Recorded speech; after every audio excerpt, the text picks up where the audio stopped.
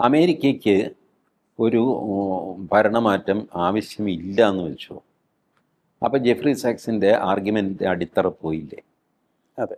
ഈ ഭരണമാറ്റം ആണ് ഞങ്ങളുടെ ഉദ്ദേശം എന്ന് അമേരിക്ക പുറത്ത് പറയുന്നു. ബട്ട് ഉള്ളിൽ അവർക്കതിൻ്റെ ആവശ്യമില്ല. ഇപ്പോൾ ഭരണമാറ്റം ആഗ്രഹിച്ചാണ് അവർ അഫ്ഗാനിസ്ഥാനിൽ ഇടപെട്ടത്. 20 വർഷം കഴിഞ്ഞപ്പോൾ അമേരിക്ക തോറ്റ് പിൻവാങ്ങി എന്ന് നമ്മുടെ ഒരു വിലയിരുത്തലാണത്. അമേരിക്കൻ എസ്റ്റാബ്ലിഷ്മെൻറ്റിന് അറിയാം എപ്പോൾ അഫ്ഗാനിസ്ഥാനിൽ കയറണം, എപ്പോൾ ഇറങ്ങണം.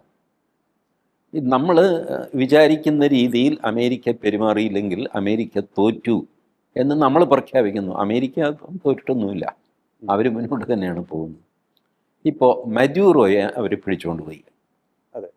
അവിടെ വേണമെങ്കിൽ അവർക്ക് നേരിട്ട് വെനിസ്വേല അവർക്ക് നേരിട്ട് ഭരിക്കാം. എന്താ തടസ്സം? അവരത് ചെയ്തില്ല. അവർ മഡ്യൂറോയുടെ വൈസ് പ്രസിഡൻറ്റിനെ വിളിച്ച് പ്രസിഡൻ്റാക്കി അവിടെ വെച്ചു. ആ പ്രസിഡൻറ്റ് അവർക്ക് കിട്ടിയ നോബൽ സമ്മാനം ട്രംപിന് സമർപ്പിക്കുകയും ചെയ്തു. സംഗതി ജോറായി. അവിടെ ട്രംപ് ജയിച്ചോ തോറ്റോ, വേണമെങ്കിൽ തോറ്റു നമുക്ക് ആർഗ്യൂ ചെയ്യാം. താൻ മഡ്യൂറോയെ പിടിച്ചുകൊണ്ട് പോയിട്ട് എന്ത് നേടിയിടൂ എന്നൊക്കെ ചോദിക്കാം. നേടേണ്ടത് അങ്ങേര് നേടിയിട്ടുണ്ട് വെനിസ്വേലയിൽ. ഇതുപോലെ പല കഥകൾ ഞാൻ കേൾക്കാറുണ്ട്. വിയറ്റ്നാമിൽ അമേരിക്ക തോറ്റു, ക്യൂബയിൽ അമേരിക്ക തോറ്റു. ഒരു കാര്യമില്ലയോ അമേരിക്ക ഇപ്പോഴും എനിക്ക് അമേരിക്കയോട് ഭക്തിയൊന്നുമില്ല. അവർ മഹാഭാവികളാണെന്ന് എനിക്ക് നന്നായിട്ടറിയാം.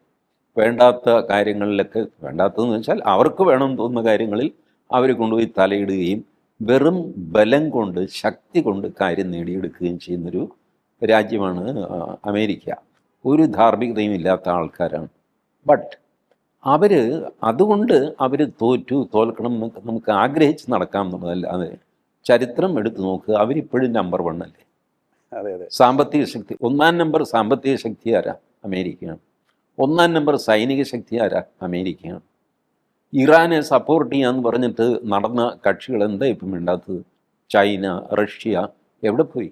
എന്താരും അനങ്ങാത്തത്? അതെ. കാരണം അമേരിക്കയാണ് നമ്പർ 1. ഇത് ഞാൻ പറയുമ്പോൾ എന്നെ അമേരിക്കൻ ഭക്തനാണെന്ന് വിചാരിക്കേണ്ട, എനിക്ക് ഒരു ഭക്തിയില്ല. പക്ഷേ യാഥാർത്ഥ്യം നമുക്ക് കാണാതിരിക്കാൻ പറ്റുമോ? അവനാണ് നമ്പർ 1. അതുകൊണ്ട് ഇവരാരും ഇടപെടുന്നില്ല.